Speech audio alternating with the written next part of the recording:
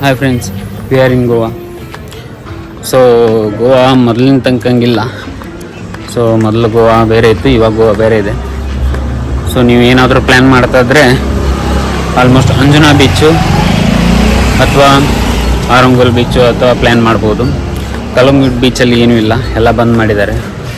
So ನಿಮ್ಗೆ ಏನೇನು expectation ಇದೆಯೋ ಅದ್ಯಾವುದು ಸಿಗಲ್ಲ, ಬಿಕಾಸ್ ಅದೆಲ್ಲ ಬಂದ್ ಮಾಡಿದ್ದಾರೆ ಕಲಂಗುಡ್ ಬೀಚಲ್ಲಿ. ಸೊ ನಾವಿವಾಗ secret sweet water back water ಪ್ಲೇಸ್ಗೆ ಹೋಗ್ತಾ ಇದ್ದೀವಿ. ಅಲ್ಲಿ ಹೋಗಿ ನೋಡೋಣ ಏನೇನಿದೆ ಅಂತೇಳಿ. So keep watching, follow me. Sweet water ಪ್ಲೇಸ್ಗೆ ಗೋಯಿಂಗ್ ಟು ದಿಸ್ ವೇ. ಈ ಥರ ಎಲ್ಲ ಕಲ್ಲೆಲ್ಲ ದಾಟ್ಕೊಂಡು ಹೋಗಬೇಕು, ಹೋದ್ಮೇಲೆ ಸಿಗುತ್ತೆ.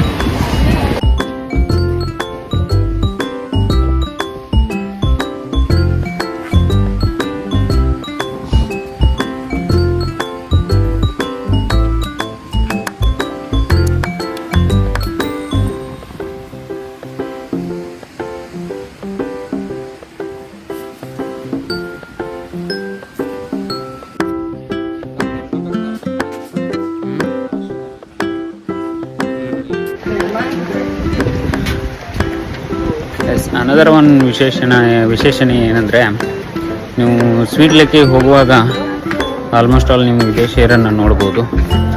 ಅಂದರೆ ಜಾಸ್ತಿ ಅವ್ರು ಟೈಮ್ ಸ್ಪೆಂಡ್ ಮಾಡೋದು ಆ ಕಡೆ.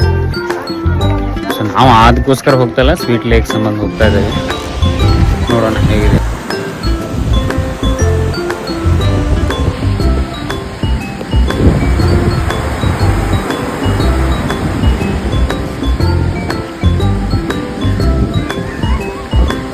ಲೇಕ್ ವೇವ್ ಪಾಯಿಂಟಿಗೆ ಬಂದಿದ್ದೇವೆ.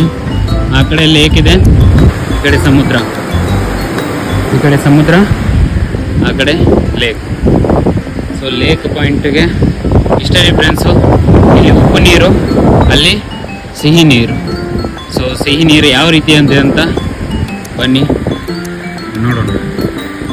ಎಸ್, ಇದು ನಮ್ಮ ಲೇಕ್ ವೇವ್, ಸ್ವೀಟ್ ಲೇಕ್ ಅಂತ ಹೇಳ್ತಾರೆ. ಈ ಸ್ವೀಟ್ ಲೇಕ್ ವೇವ್ ಈ ಥರ ಇದೆ. ಸೊ ಆ ಕಡೆ ಸಮುದ್ರ ಇದೆ, ಈ ಕಡೆ ಸ್ವೀಟ್ ಲೇಕ್ ವೇವ್ ಅಂದರೆ ವಾಟರ್, ನಮ್ಮದು ರಿವರ್ ವಾಟರ್ ಹೆಂಗಿದೆ, ಹೊಳೆ ಹೇಗೆ ಇರುತ್ತಲ್ಲ ಆ ಥರ ಇದು. ಸೊ ಇಲ್ಲಿಂದ ವಾಟರು ಪಾಸ್ ಆಗಿಬಿಟ್ಟು ಆ ಕಡೆ ಸಮುದ್ರಕ್ಕೆ ಹೋಗುತ್ತೆ. ಸೊ ಇದು ಸ್ವೀಟ್ ಲೇಕ್ ವೇವ್. ಇಲ್ಲಿ ಎಂಜಾಯ್ ಮಾಡೋ